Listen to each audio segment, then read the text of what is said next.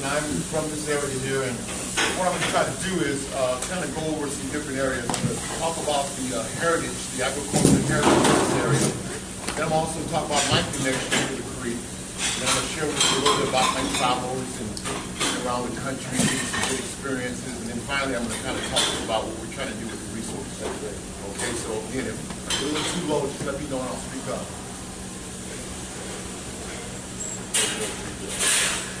And I'm going to show you some pictures in the very beginning of just some past of how this area around here used to have a lot of fields and agricultural area. These are some pictures here of this immediate area around here. And as you can see, a lot of open fields and different types of hills and areas here. These are all from the Count St. Dominguez archives, and they have a real good collection of different photographs from this area.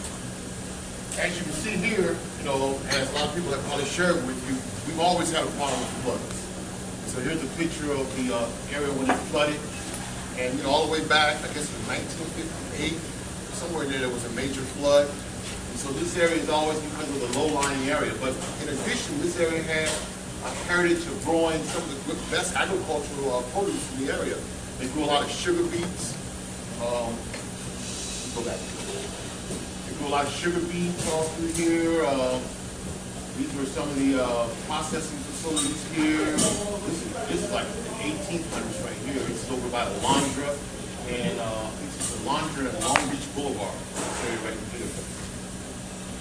And then you see this is a family here. They just got through harvesting the sugar beets.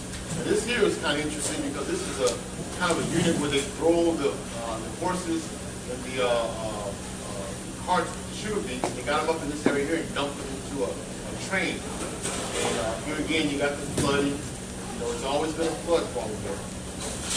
And this here is a little bit, I guess, around 1940s, 1950s. And this is kind of how it looked when I was growing up around here.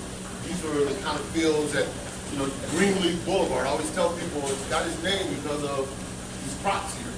And there was a time when Greenleaf Boulevard didn't go all the way through. And so we used to ride our horses all back in these areas here. And so like I say, this area has an agricultural heritage.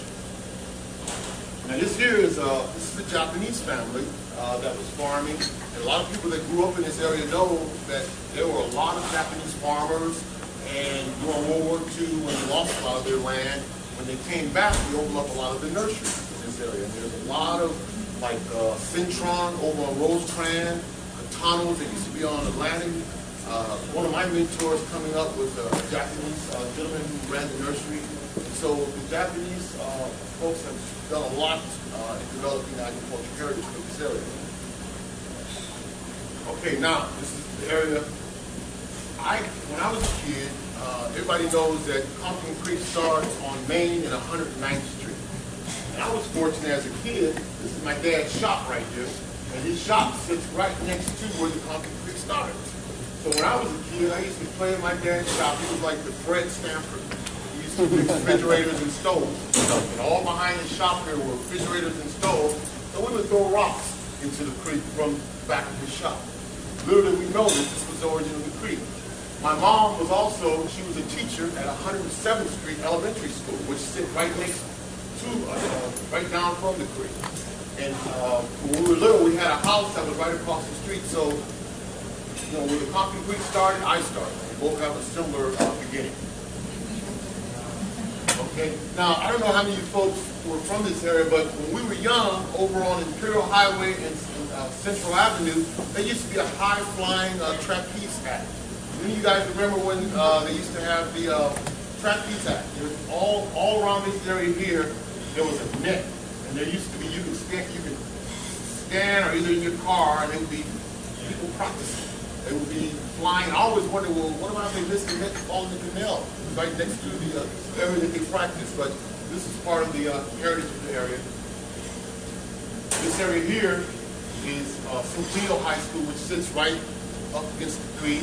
And this is McNair Elementary School. Now, when I was coming up, this was, I believe, El Segundo Elementary School. But this here is the creek that runs, the creek running between McNair and Centennial. And there's like a little pedestrian path right here. And this area here, There's a lot of folks grew up around this area here, and there's a military base. I can get a picture of it, but it's a little bit closer, and a lot of contaminants that ran off the military base into the creek have added to the pollution that kind of just an idea here.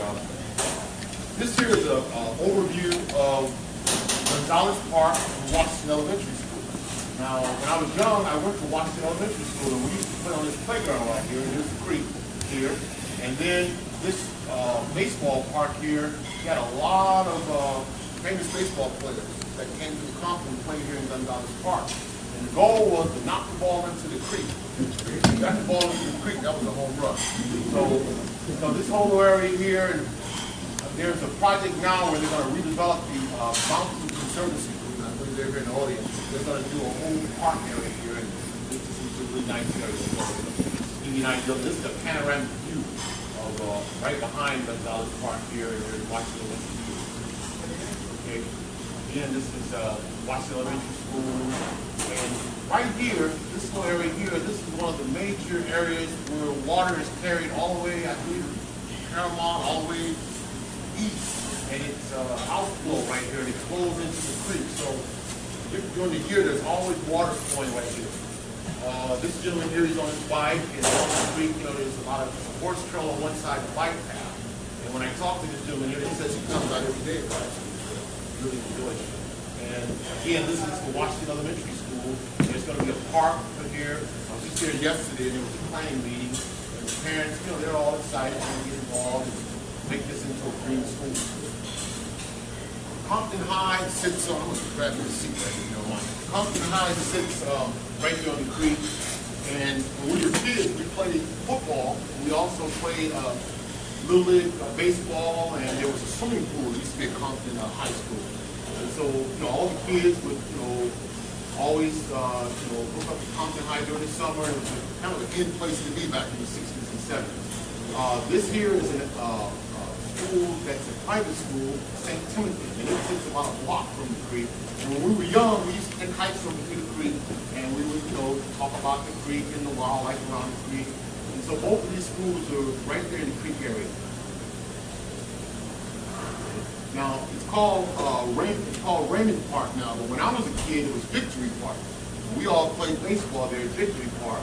And this house right here is my uncle's house, which is about 5 blocks from the creek here. And, you know, we were all active on a given weekend. There would be all kind of families out, and they would be barbecuing, and there would be baseball games. I mean, there might be about 5 or 6 baseball games, and all the kids would be out. Again, the goal was to knock the ball into the creek.